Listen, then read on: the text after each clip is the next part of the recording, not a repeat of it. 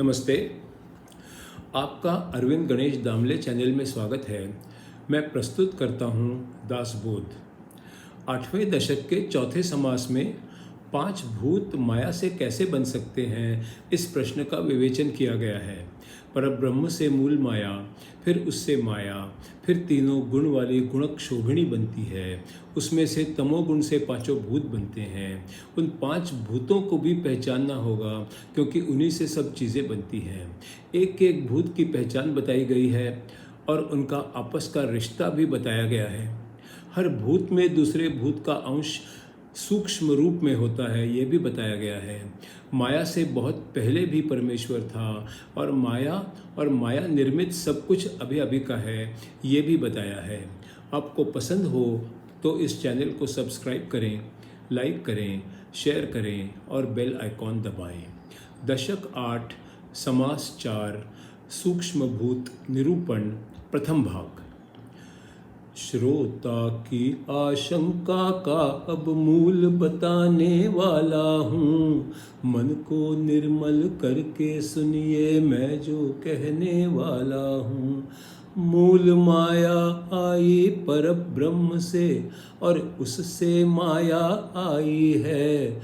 माया से तीनों गुण बनते, वो गुणक शोभिणी होती है। सत्व रज तम तीनों गुण माया से ही बनते हैं। 5 महाभूत उनमें से तमोगुण से बन जाते हैं। भूतों का निर्माण हुआ, फिर उनका विस्तार हुआ। इसी तरह से सब भूतों का उद्गम तमोगुण से हुआ। श्रोता का प्रश्न था कि माया जब 3 गुणों से परे, फिर माया से भूत बने, ये कैसे संभव होता है। एक भूत के अंदर 5 भूत हमेशा रहते हैं, ये कैसे हो सकता, इसका उत्तर मुझको देना है। 5 भूत मूल माया में उनकी स्थिति बतानी है। सूक्ष्म विचार करें श्रोता तो बात समझ में आती है।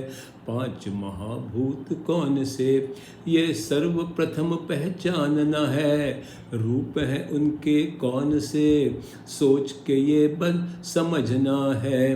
भूतों के लक्षण ना जानो तो उन्हें कैसे पहचानोगे। इसीलिए सब लक्षण उनके जानना पहले चाहोगे। वजनदार भी है हाथ को, ठोस और कड़ा लगता। पहचानो कि भूतों में से पृथ्वी का लक्षण होता। मृदु स्पर्श को लगता है और गीला भी जो लगता है। मानो कि भूतों में से जल का ही ये लक्षण है। तेज बहुत है और हाथों को गरम गरम भी लगता है।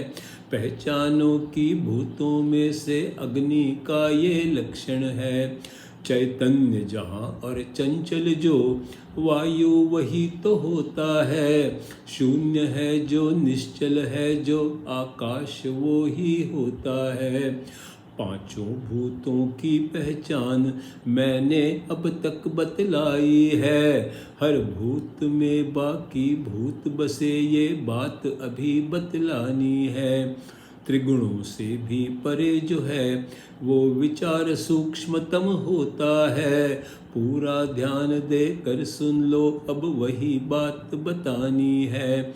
आकाश सूक्ष्म, पृथ्वी स्थूल है, पर पृथ्वी उसमें रहती है। ध्यान दे सुन लो श्रोता जन, अब यही बात बतानी है। आकाश तो सूक्ष्म अवकाश, उसका निर्देश अज्ञान से है। अज्ञान है बहुत स्थूल, स्थूल तो पृथ्वी होती है। आकाश स्वयं तो मृदु बहुत, मृदुता आकाश का पानी है। आकाश में तेज कैसे होता है, यही बात बतानी है।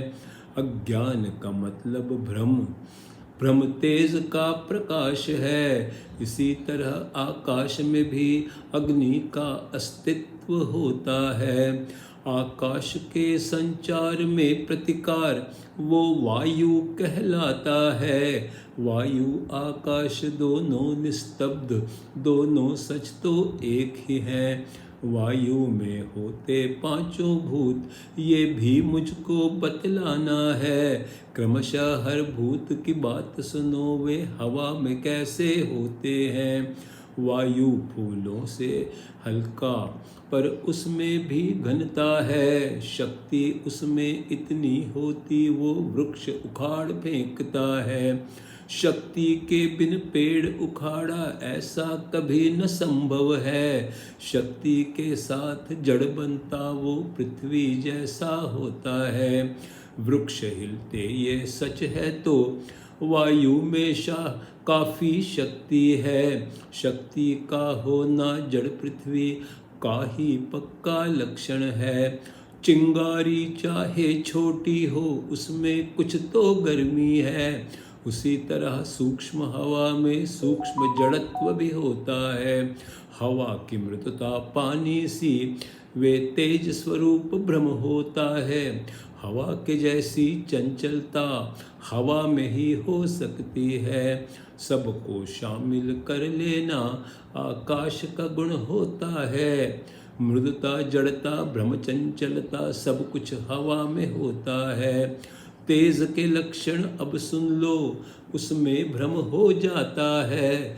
भ्रम जड़ भी होता, इस कारण उसमें पृथ्वी भी होती है।